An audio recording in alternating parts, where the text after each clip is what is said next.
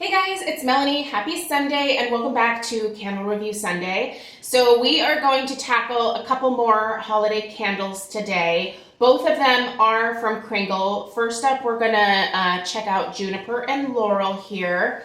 And in the next video, which will go up in a few hours, we are gonna be going to, what is it called? Christmas Stroll. So those are the two candle reviews that are gonna be going up today. And then I think I only have I have Snowy Bridge, and then there's one other one that I bought. One other holiday scent. Yeah, I don't remember which one it is. I actually probably need to bring it downstairs and start burning it so that it's ready to go for next Sunday. But yeah, I am almost done with all of my holiday candle reviews. This has been a really great season for holiday scents from, quite frankly, a lot of different companies. I have loved what Homeworks has come out with for the holidays this year. Their cranberry wreath, I absolutely love that one. I actually have that one burning in the kitchen right now. It's delightful. Even Bath and Body Works, the holiday candles that I bought there this year, I'm really liking the fragrances, and so far the performance has actually been quite good from those. The Perfect Christmas, I think it's called, that one didn't have a terribly strong strength or throw for me, but I liked the scent and it burned well, so it did have that going for it. But yeah, it's been a really great year for holiday scents, and there's a lot that I hope comes back next year, including this particular scent from Kringle. I've really enjoyed a lot of the holiday tree scents that I have purchased from Kringle. This particular one I picked up during their Thanksgiving sale. So the candles were 50% off, which was an amazing deal. So I placed an order, and it was actually Brett from Philly Candleman who encouraged me to get this one because I was planning on skipping it. I'm not a huge fan of juniper. We have quite a bit of juniper in Eastern Oregon here, and Craig really likes the smell of juniper wood, especially when we're burning it. Our friends get a lot of firewood from someone in Eastern Oregon, and they will give Craig pieces of juniper for our outside fireplace because he just really loves the way that it smells. And actually, when we had our Christmas party, sorry, a little side story here. When we had our Christmas party a couple weeks ago, these particular friends came over and they made the most beautiful little bundle of juniper wood chunks, and they tied it together with this nice raffia, and we're actually just displaying it next to the fireplace. It looks super cute. But yeah, Craig is a big fan of the juniper. I don't love it quite as much, but yeah, so that's the thing that kind of kept me from really wanting to try this one. However, Brett said it was fantastic, so I picked it up. Now, I do have an issue with this candle, and it has to do with the performance of the burn. We'll talk about that. This one has not been as flawless as the other 2-wick soy candles that I have burned up until this point. So, you know, I am going to be honest about all of the thoughts and opinions that I have about these candles. So yeah, I've had some pretty positive feedback so far, but this one is doing something that kind of surprised me because none of the other candles have done that so far. And I did pass the information along to Kringle to let them know, so they are aware of it. But let's get into the scent description here. Obviously, once again, this is the soy formula. It is 2 wicks. This is the 22-ounce size. This scent does come in their 3-wick soy blend. It comes in a medium jar option, and it comes in wax melts and the daylights. So if you just wanted to know what this smelled like first, you could definitely go either the wax melt or the daylight route, just to see if you, if you're a little bit hesitant by with any of the scent notes, just to see if you like it on cold sniff and burning. That's why I think the daylights are really nice, is they really give you a good sense of whether, one, you like the fragrance, 2, whether you like it on cold sniff versus burning, and 3, it's just, It's a lot less of a commitment, and they're great to just have on hand also if there's like a power outage, because they go for quite a few hours. I think, well, let me check. The daylights that I have been burning for quite some time. I think they burn for like 12 hours or something like that. Yeah, up to 10 to 12 hours. Yeah, they're a really great way to like sample the different fragrances. So if you're ever unsure, I would suggest going the daylights route first. Anyway, guys, let's get into my thoughts here on the Juniper and Laurel. So their scent story. They say, Juniper and Laurel. A wonderful bright scent, Juniper and Laurel is cool and collected with eucalyptus, silver spruce, and white juniper blended with crisp, woody notes of cedar, pine cone, and patchouli. The snoring, by the way, is Alfie. It's not my stomach growling. Your top notes are laurel leaves and eucalyptus. Your mid notes are white juniper, jasmine, and silver spruce. And your base notes, now hear me out, don't go running when you hear this next one, patchouli, cedar, and pine cone. Here's the thing.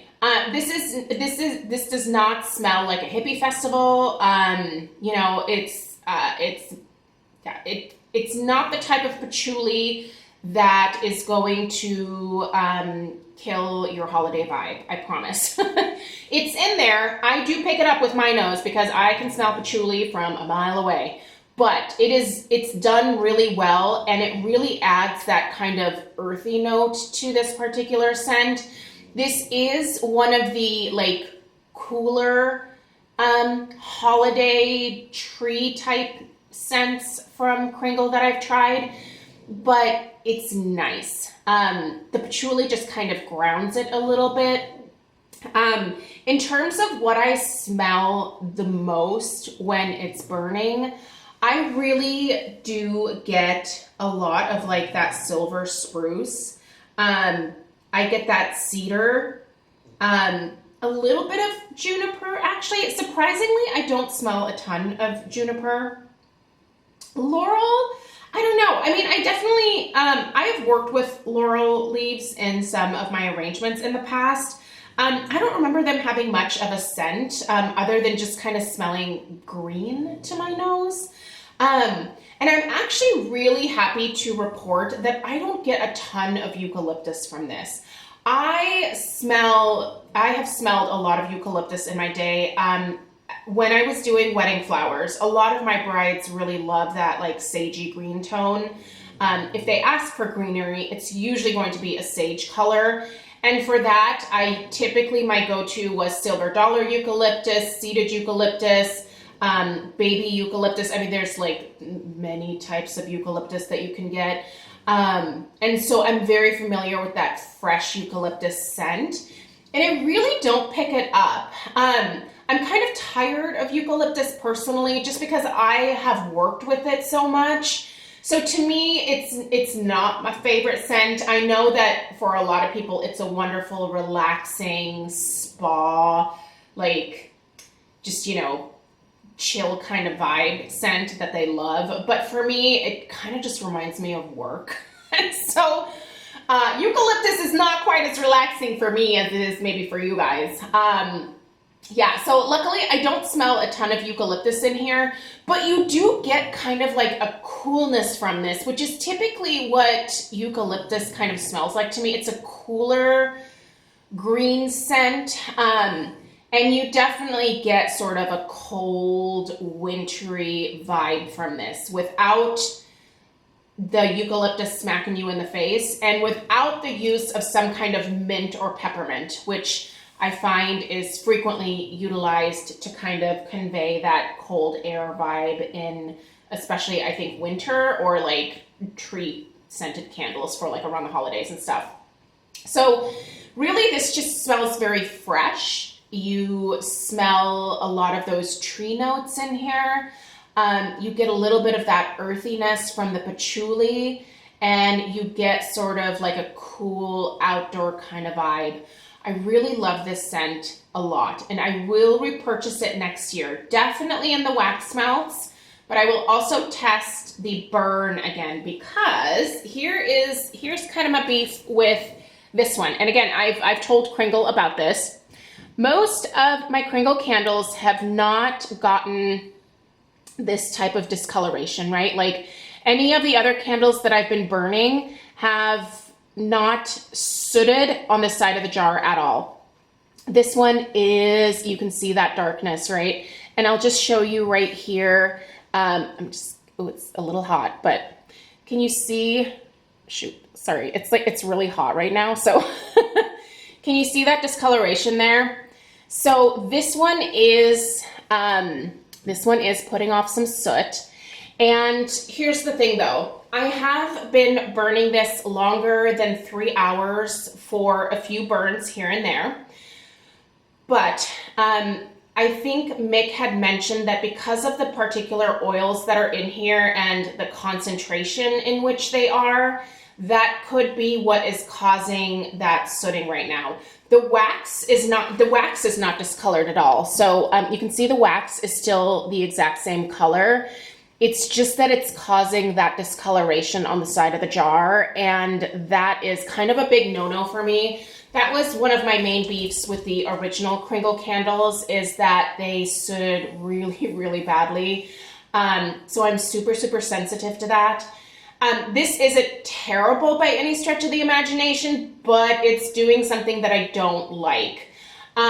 In terms of the strength and the throw, that is really nice on this one. The strength I would put at about like a 6.5. It's not quite a 7, but it does have some good travel. The travel of this candle, or the throw of it, I would put at probably just about a 7. So it certainly is a room filler for sure, and it does travel outside of the areas where I am burning it. Doesn't fill the whole house, but that's okay. With this one, and like I said, I will repurchase it. I really hope that the burn on the one that I purchased next year is improved, because I really do like the scent. But the sooting stuff is like a huge no-no for me. So what I'm gonna do is I'm going to try to clean up the inside of the jar a little bit. And for the last half of the candle here, I'm only going to burn it in 3-hour increments. And I'm gonna see if it still does the sooting thing or if that stops. So yeah, I'm gonna do a little bit of an experiment, and I'll be able to let you know in my December empties if burning it for less time improved the, I guess, burn quality. It's a little disappointing because with the other ones, I have been able to go far beyond my normal burn window, which you guys know my general rule, whether it's for Homeworks, Bath and Body Works, root candles, whatever random candle I find at TJ Maxx, 3 hours is typically the most ideal burn time, and then I will blow a candle out and I will light something else. I kind of like changing up the fragrance throughout the day, so that works for me. But if you're looking to burn this one for a long time, I don't know that I would necessarily recommend it with this one. If you have the Juniper and Laurel, and if you have burned it either the whole way through, or if whatever point of the candle you're in, will you let me know what your experience is with any discoloration or sooting or anything like that? I'm definitely curious. If you're interested in picking this one up, I don't know if anyone is still doing any holiday candle shopping at this point, but I will put a link down below if you want to go buy this. I am an ambassador with Kringle, so I will put my discount code down below. That is an affiliate code, so don't use that if you're not comfortable with it, but it'll save you 15%.